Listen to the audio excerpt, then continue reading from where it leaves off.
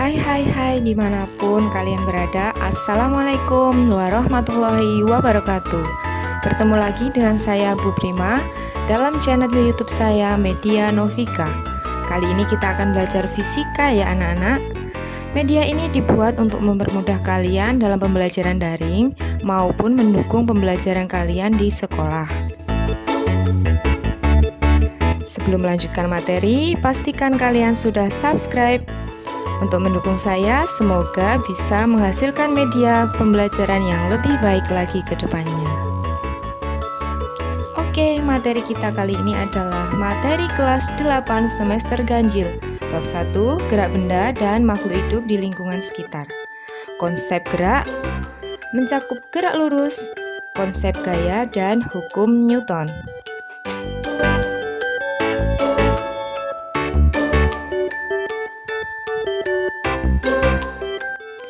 Kompetensi dasar KD 3.2 menganalisis gerak lurus, pengaruh gaya terhadap gerak berdasarkan hukum Newton, dan penerapannya pada gerak benda dan gerak makhluk hidup. Indikator yang harus kalian capai adalah memahami karakteristik gerak lurus beserta aplikasinya dalam kehidupan sehari-hari dengan benar. Yang kedua, mampu menjelaskan konsep gaya dan hukum Newton untuk menjelaskan pergerakan benda dengan tepat. Sebagai perkenalan, motivasi dan apersepsi, perhatikan video berikut ini. Nah, pernahkah kalian melihat Olimpiade Dayung? Jika pernah, apakah muncul dalam benak kalian kira-kira apa yang mempengaruhi kemenangan sebuah tim dayung? Apakah usaha dari tiap timnya? Ataukah bobot dari pesertanya? Atau mungkin faktor yang lain? Atau mungkin sebagian dari kalian bertanya, bagaimana dayung ini bisa bergerak maju? Apakah ada mesin yang menggerakkannya?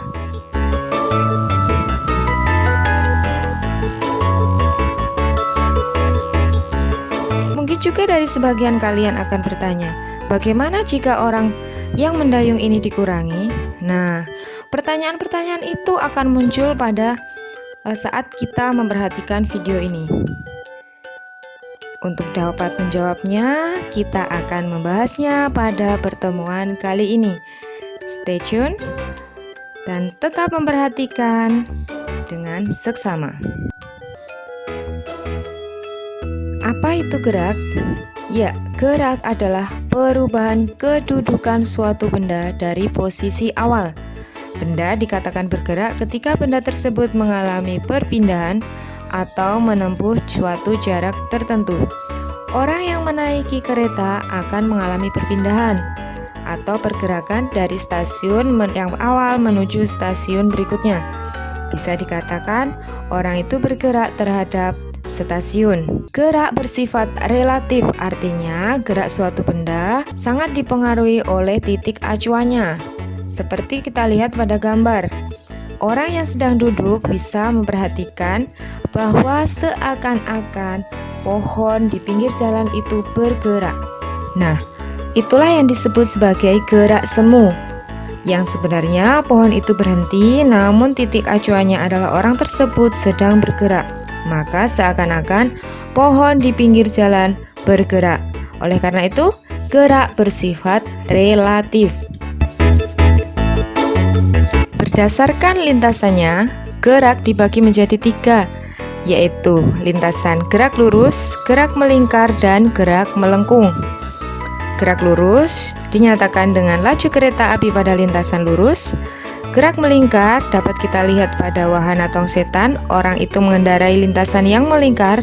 Kemudian gerak melengkung bisa ditunjukkan dengan bola basket yang dilambungkan ke atas akan bergerak parabola atau melengkung. Berdasarkan perubahan kecepatannya, gerak lurus dibagi menjadi 2, yaitu gerak lurus beraturan dan gerak lurus berubah beraturan. Pada gambar kalian bisa melihat bahwa pada gerak lurus beraturan, seseorang setiap detiknya akan menempuh jarak yang sama. Setiap perubahan 2 sekon, dia akan menempuh 10 meter, 4 sekon 20 meter, dan seterusnya. Bisa dikatakan bahwa orang tersebut berlari dengan kecepatan yang konstan atau sama. Pada gambar yang kedua, mewakili gerak lurus berubah beraturan. Ketika mobil dalam keadaan diam kemudian bergerak dengan kecepatan awal 0, kemudian kecepatan akhirnya Vt, maka dikatakan mobil tersebut bergerak GLBB dipercepat. Kemudian ketika menemukan lampu merah kembali, mobil tersebut akan berhenti, sehingga yang kecepatan awalnya sekian akan berhenti dengan kecepatan akhir yang 0, maka dikatakan mobil tersebut GLBB diperlambat. Contoh lain dalam kehidupan sehari-hari, GLBB dipercepat bisa ditunjukkan dengan buah kelapa yang jatuh ke bawah. Buah kelapa tersebut semakin lama akan semakin dipercepat karena dipengaruhi oleh gravitasi bumi. Kemudian GLBB diperlambat dicontohkan oleh bola yang menggelinding lama-kelamaan akan berhenti karena adanya gaya gesek bola dengan lantai.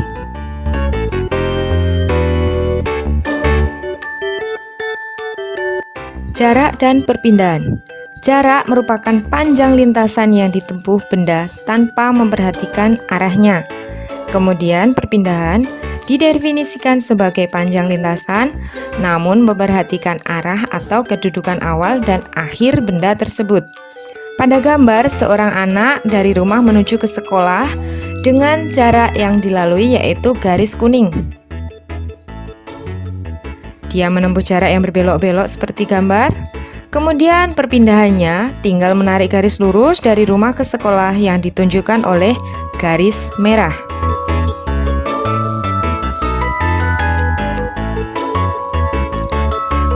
Sekarang kita membahas kelajuan dan kecepatan. Apa perbedaannya? Coba kita perhatikan. Kemampuan menempuh jarak tertentu setiap detiknya disebut sebagai kelajuan. Bagaimana secara matematis kita tulis V sama dengan S per T, di mana V adalah kelajuan dengan satuan meter per sekon, S adalah jarak dengan satuan meter, dan T adalah waktu dengan satuan sekon. Adapun kecepatan mengukur perpindahan atau delta S gerak benda tiap satuan waktu. Disimbolkan V vektor atau kecepatan dengan satuan meter per sekon sama dengan delta S per T. Di sini delta S maksudnya adalah perpindahan dengan satuan meter dan T adalah waktu dalam satuan sekon.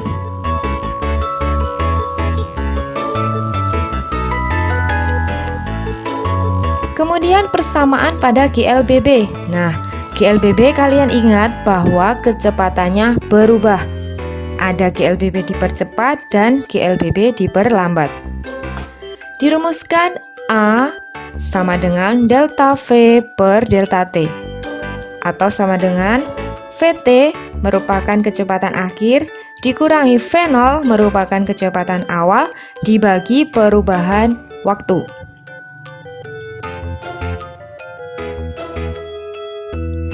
Jika nilai A atau percepatan negatif, maka pergerakan benda diperlambat.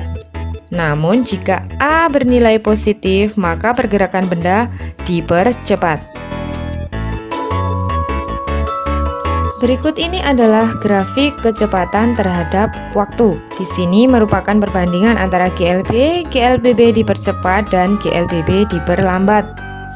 Pada GLB atau gerak lurus beraturan, di situ tampak bahwa setiap perubahan waktu atau semakin lama kecepatannya konstan atau tetap, tidak mengalami perubahan kecepatan. Kemudian pada GLBB dipercepat, semakin lama atau semakin pertambahan waktu, kecepatan juga semakin bertambah atau semakin besar. Kemudian pada grafik yang paling kanan, yaitu GLBB diperlambat. Setiap perubahan waktu yang terjadi, maka kecepatan akan semakin kecil atau semakin berkurang. Nah, jika ditampilkan pada gambar grafik, kalian bisa mengamatinya ketiganya sebagai berikut. Oke, kita tiba pada contoh soal. Untuk pergi ke sekolah, Rani bersepeda dengan kecepatan tetap 4 meter per sekon. Jika Rani bersepeda selama 15 menit, maka ia akan menempuh jarak sejauh berapa meter? Kita ingat dengan persamaan V sama dengan S per T. Diketahui V sama dengan 4 meter per sekon. Dengan waktu 15 menit kita jadikan 900 sekon. Kemudian yang ditanya adalah S atau jarak. Cara menjawabnya adalah jarak sama dengan kecepatan dikalikan waktu. Di sini 4 kali 900 sama dengan 3600 meter. Maka jawabannya adalah 3600 meter. Pertanyaan berikutnya, sebuah mobil bergerak lurus ke timur sejauh 100 meter, lalu bergerak lurus ke barat sejauh 50 meter. Tentukan jarak dan perpindahan mobil dari posisi awal. Jarak ditunjukkan oleh garis kuning, yaitu ke timur 100 dan ke barat 50. Sehingga jarak yang ditempuh mobil adalah 150 meter. Adapun perpindahannya ditunjukkan oleh garis merah 100 dikurangi 50, maka perpindahan mobil tersebut adalah 50 ke arah timur.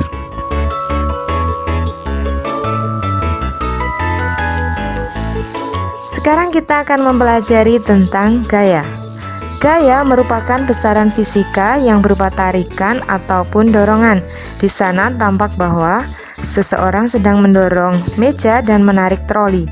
Bisa dikatakan bahwa orang tersebut sedang memberikan gaya.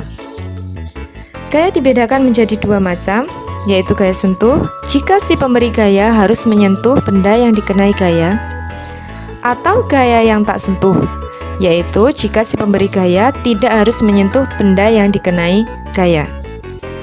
Perhatikan penerapannya pada gambar berikut. Yang manakah yang termasuk gaya sentuh?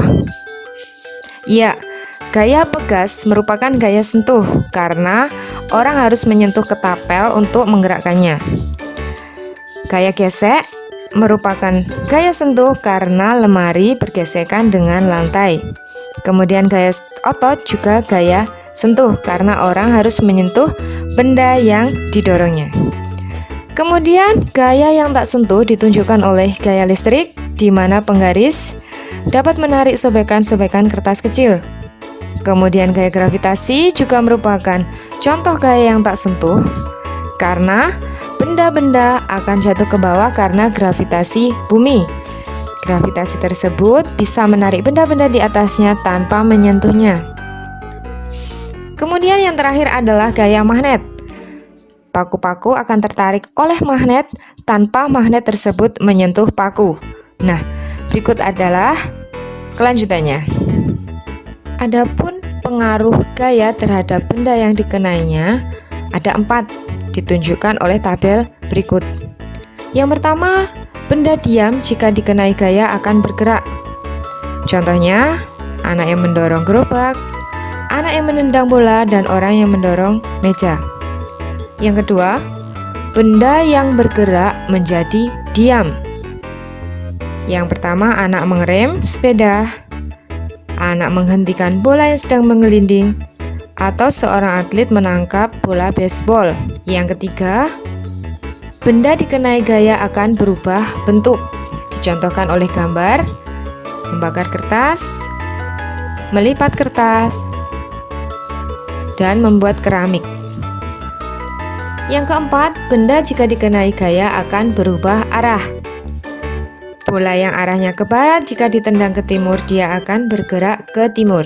Bola basket yang diarahkan ke barat akan dipukul ke timur, juga akan berubah arah. Contoh-contoh ini kalian harus ingat. Selanjutnya yaitu resultan gaya. Apa resultan gaya?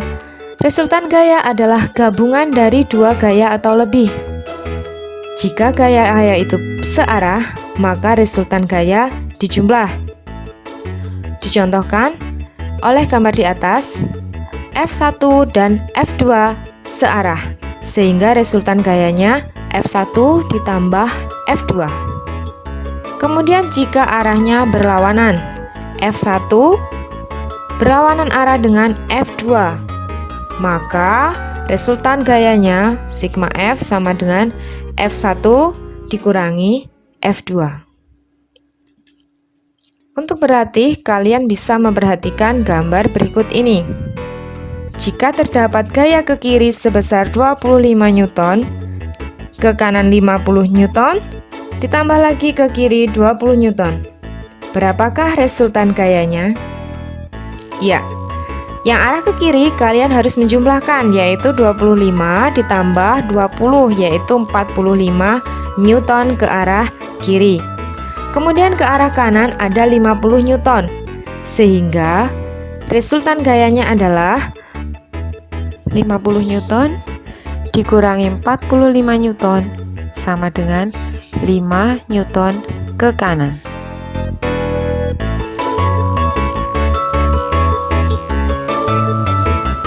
Hukum 1 Newton. Pada video animasi kalian bisa memperhatikan bahwa seekor jerapah yang mengendarai mobil itu akan dorong ke depan karena mobil tiba-tiba berhenti. Sesuai dengan hukum 1 Newton yang berbunyi, jika resultan gaya yang bekerja pada benda sama dengan 0, maka benda akan tetap diam atau bergerak dengan kecepatan tetap. Dituliskan dengan rumus sigma F sama dengan 0. Inersia atau kelembaban, yaitu kecenderungan suatu benda untuk mempertahankan keadaannya. Dari gambar ditunjukkan bahwa seekor jerapah yang melaju ke depan akan mempertahankan keadaan melajunya. Meskipun mobil berhenti, jerapah tersebut akan tetap terdorong ke depan. Kemudian hukum 2 Newton menyatakan bahwa percepatan berbanding lurus dengan resultan gaya dan berbanding terbalik dengan massa benda. Dirumuskan A sama dengan sigma F per M, di mana A merupakan percepatan gerak benda dengan satuan meter per sekon kuadrat, sigma F merupakan resultan gaya dengan satuan Newton, dan M merupakan massa dengan satuan kilogram. Kalian bisa melihat pada animasi gambar berikut, di mana mobil yang tanpa beban akan mengalami percepatan yang lebih besar daripada mobil yang berisi dengan beban jika ditarik dengan gaya yang sama.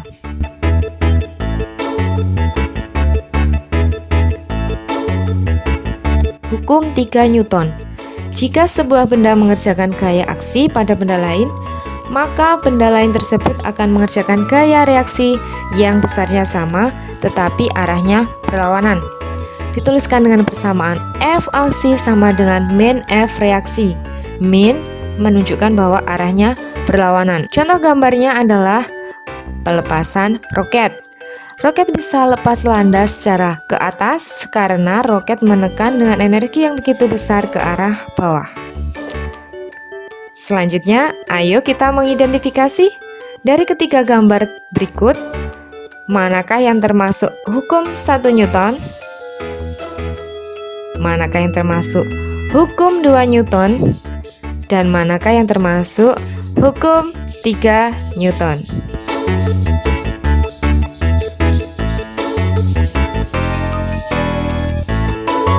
Oke, waktunya kita menjawab.